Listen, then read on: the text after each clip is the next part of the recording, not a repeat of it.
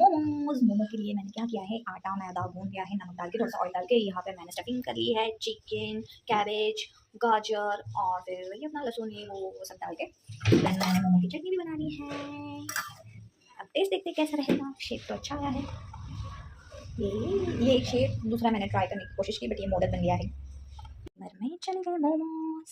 इसमें थोड़ा सा हम ऑयल लगाएंगे देन स्टीम करने रख देंगे।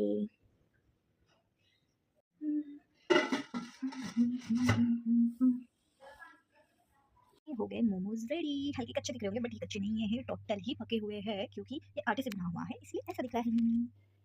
नाइस।